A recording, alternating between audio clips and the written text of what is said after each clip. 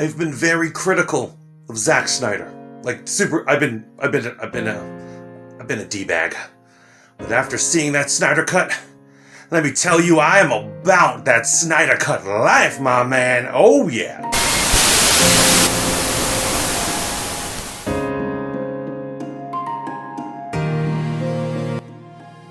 Hello and welcome to Voice of the Fat Mantis. I am your host, and I am going to take you on a ride through the review of Zack Snyder's Justice League, otherwise known as the Snyder Cut. This long-awaited mythological behemoth of a film, 4 hours long, is supposed to redeem the steaming pile of dog doo-doo that Joss Whedon released a few years earlier. Now, in Joss Whedon's defense, he was brought on after the fact that Zack Snyder had already almost finished the film. And Zack Snyder, being a very complicated man, he creates a web of story that is sometimes hard to follow. So for any other director to come in late in the game, try to make heads or tails of that, but also to have the great studio time restriction of 2 hours, would be hard for anyone. I would even say that even the greats like Steven Spielberg might not have been able to successfully pull that one off. However, at the end of the day, what we want is quality entertainment. And the question is, did the Snyder Cut deliver on this mythical promise? The answer is yes. Honestly, I really enjoyed this film, and I was originally a detractor of it because of its 4-hour running time.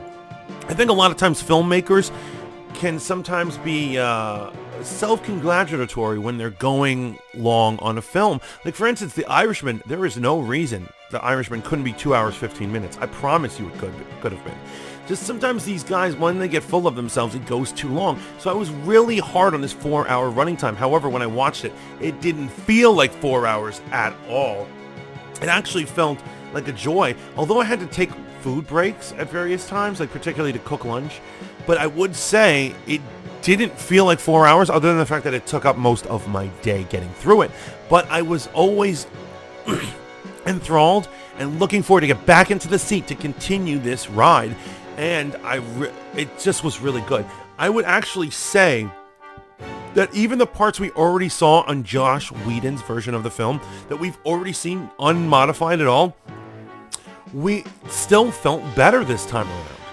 It was odd. Like, for instance, when Batman makes the joke to the Flash asks him, "What are your superpowers again?" And he just confidently says, "I'm rich." And he drives off in his sports car. I laughed this time around, but the first time I didn't.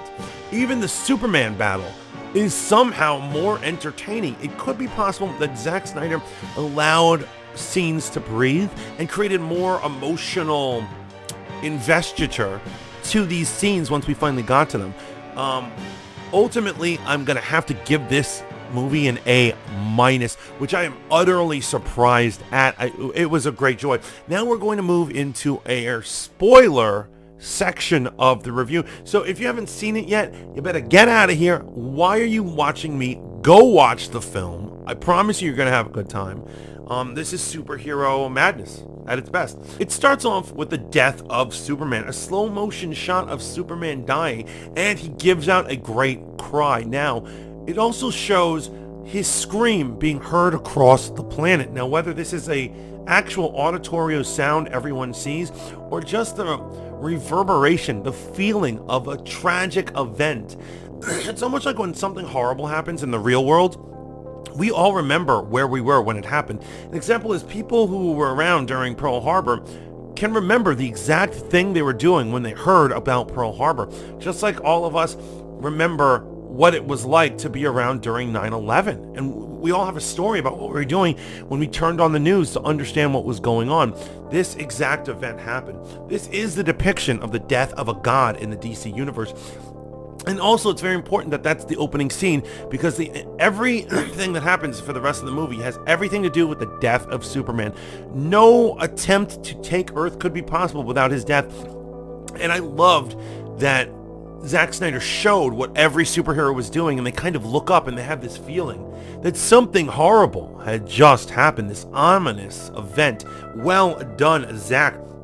Now we're going to move on moment to moment, and I want to first get into the Aquaman scene. Now, the Aquaman scene when Bruce Wayne tries to recruit him was done very well. It was a longer version than the time we saw in the Joss Whedon, and it was, you know, ran normally, and it was enjoyable. I will say they extended it for a little part, and this is where I need to start criticizing Zack Snyder. I think that there are things that could have been edited from the film, and I'm talking about smidgets. I'm talking about when you go to the deli and you order prosciutto and they pull it out and you see there's a lot of white, like the fat on it, and you're like, will you trim that? And the guy has to cut off the side parts of the fat before he actually starts slicing the prosciutto for you. That's basically what Zack Snyder should have done. It is possible because he was trying to make 4-hour cut, he threw everything and the kitchen sink into it. And I'm going to give you an example of some small little scenes that could have been cut. At the end of the Aquaman scene, it gets really awkward when they show a group of blonde Norwegian women starting to sing, and one of them picks up his sweater and starts sniffing it like some sort of pervert. The girls continue to sing, and the shot remains, doesn't cut away. Even though both our main characters, Aquaman and Batman, are not in the sequence. And I'm starting to think, where am I? Is this Eurovision or is this a Justice League movie? And Zach, you could have cut that. It continues later on where Lois Lane is walking, and she's walking sadly to the monument of the fallen Superman. And he starts doing close-ups of her feet as they walk up steps. And I'm like, Zach, this is a 4-hour movie. You want to trim it down? And I'm telling you, these are small nitpicks. These did not truly detract from the film, but I'm just saying you could have gotten on it. And, you know, another one I'm going to say is later on during the great Amazon fight in the beginning.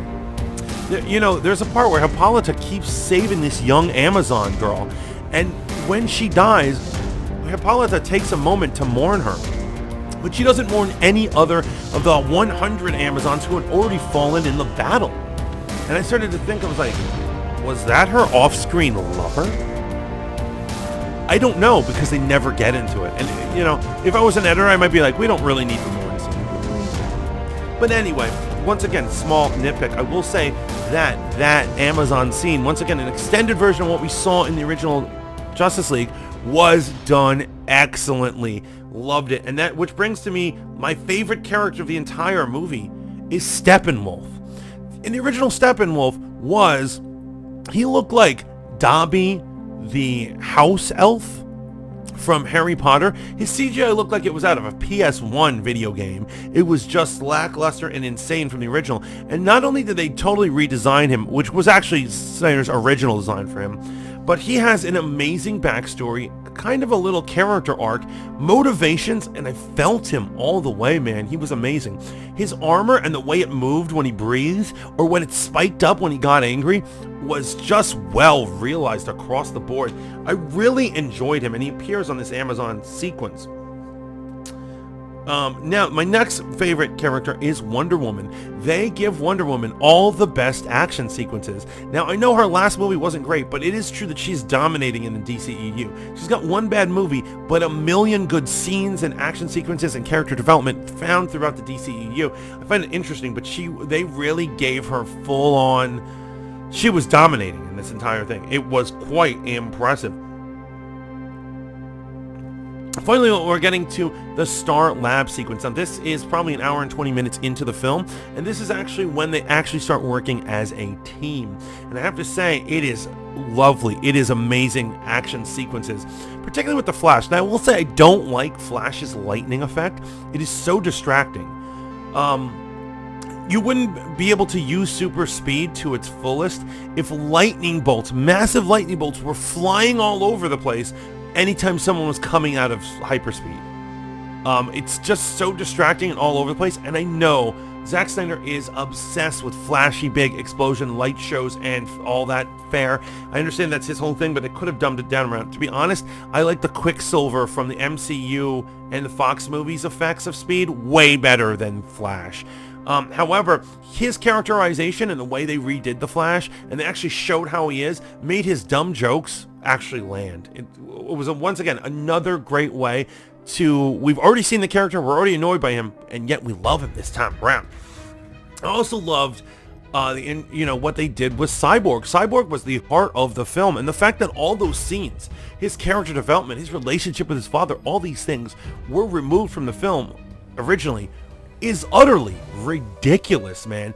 It is a shame Ray Fisher's getting into all this beef with all these executives, because honestly, this movie seems to pave the way for Justice League 2 or 3, or possibly a Batman or Man of Steel movie. There seem to be tidbits and you know, Easter eggs for those, and he could easily appear in any of these films. It's a shame. I really hope Ray Fisher didn't ruin his career, because I want to see more of him. And we'll say, they did that cliche thing that Zack Snyder seems to love. He gave practically the same death scene that Clark had with his father to Cyborg and his father, the time where the superpowered guy who has all the powers has to stand there and watch his father die, and there's nothing he can do about it. Zack, find another note. Come on, Broham. Now, they introduced the AntiLife Equation, which is unexplained, comes out of nowhere, but the good thing is, it's really there to be an Easter egg for future installments. When it was brought up, I was like, is the movie now going to be about the AntiLife Equation? But don't worry, it does not dominate. So I hope, you know, if they do a sequel, they really need to explain the AntiLife Equation. Now, in the comic books, the AntiLife Equation being on Earth, quote unquote, there's a weird twist to that. I actually hope they go down that. Since this is a spoiler review, I will go into it. The AntiLife Equation isn't on Earth itself particularly, but it was actually written in the collective subconscious of all of humanity. And therefore you need to psychically remove parts of it from every single human that currently exists in order to piece together the AntiLife Equation. It's cleverly hidden because the forces of apocalypse think that it's somewhere hidden on Earth. And yet it is, and yet it isn't. It's super clever. I really hope they go in that direction. Now, they did some fan service, and there's 2 pieces of fan service, and I didn't like either of them. First one would be Martian Manhunter. There's a scene in there with Lois where he finally actually reveals himself, and it takes you out of the movie. It so far has nothing to do with anything. I'm hoping if Martian Manhunter shows up at that point, he should dominate or be part of the main movie, and yet he is not. We don't see him again until an end credit scene, and it really doesn't make any sense. And not only that, his design is not well realized. The CGI is wonky. It's not very good. It's heavy-handed, and it's fan service at its worst. They were 2 fleeting scenes that really could have been removed from the movie ultimately. And the second one is Superman's black costume, which I thought I was going to be gassed about. I was very excited. I was like, yeah, black costume. However, in the movie, it made no sense why he would put on a black costume. Now, I always assumed he was buried in a black suit, and when he resurrects, he has the black suit, and he just continues to wear it throughout the film. However, he consciously makes the decision to go and don the black suit for no reason, and decides, a man who lives and breathes the concept of hope, after all, it is the symbol on his chest, decides to wear dark, gloomy, depressing colors. Even the final scene when he's running to go save someone and he rips open his thing and he's still wearing the black costume makes little to no sense. I would have preferred him wearing his red, white, and yellow. No. Red, blue, and yellow? Is that his colors? But anyway.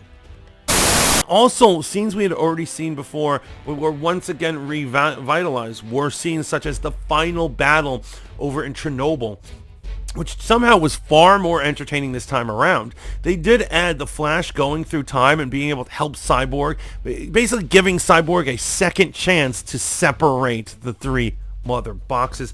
I really enjoyed every aspect of it, particularly Batman the Devastator. Batman, what I caught them doing is they sped up Batman's fight scenes this time around just slightly, so he looked a little more superhuman than he originally did. Him swinging on his grappling hooks, him destroying the parademons, they made it a little quicker, and I really enjoyed little subtleties like that. They changed the sky from red to a normal night sky, and these little differences made all the things in the world. This is making me believe that Zack Snyder could secretly be a genius somehow. Is that even possible?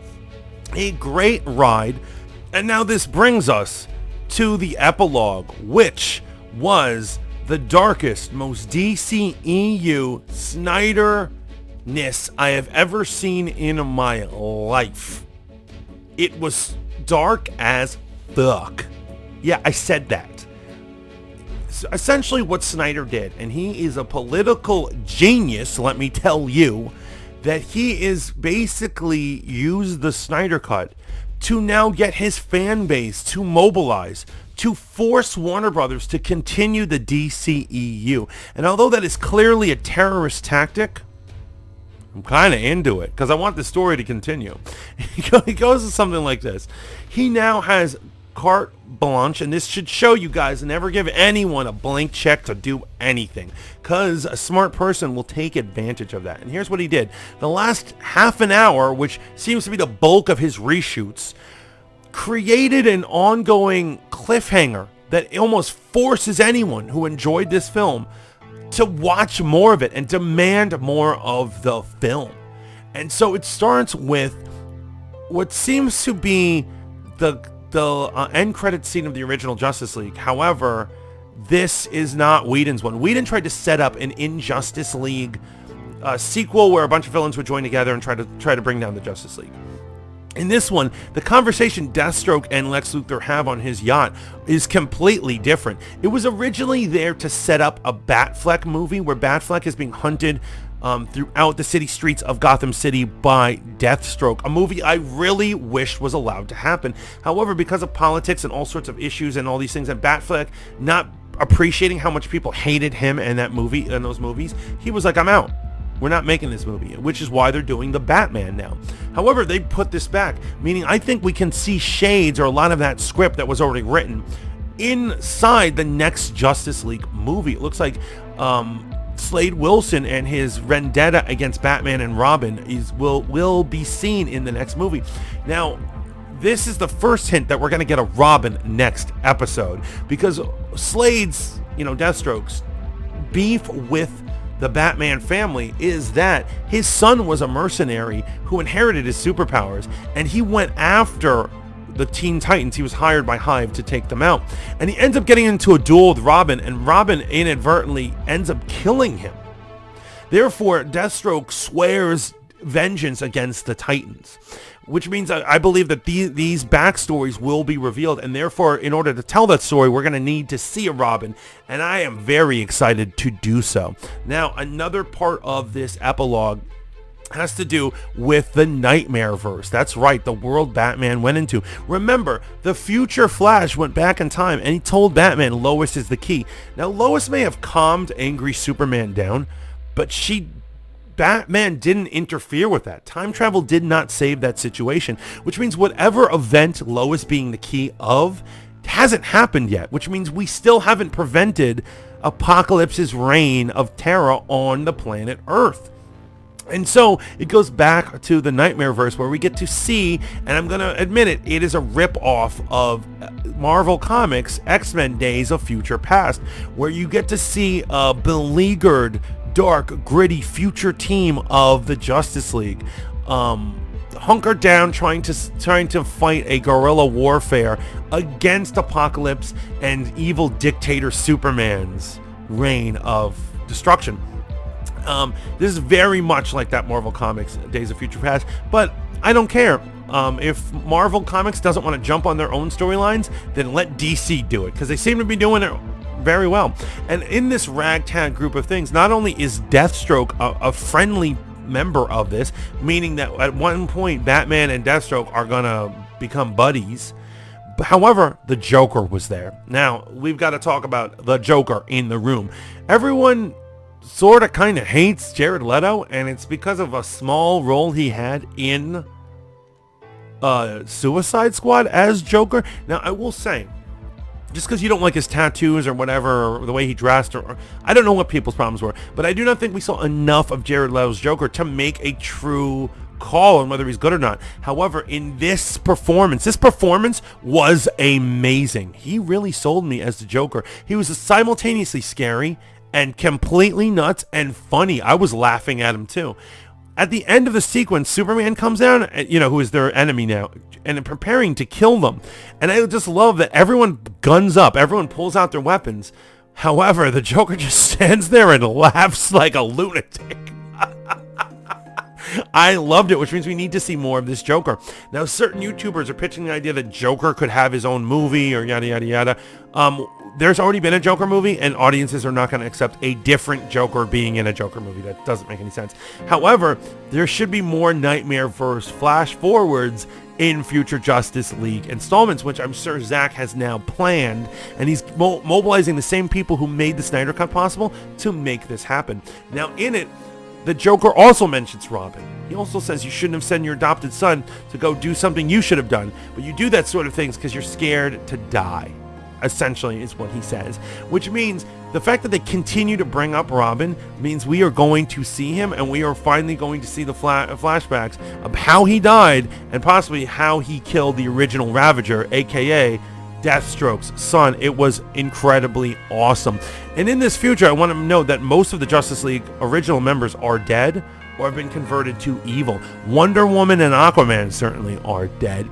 And we have beleaguered versions, you know, dark, gritty versions of Cyborg and Flash and Batman, which I'm loving. So this was an amazing wrap-up to an amazing movie. Once again, that's an A- I give it.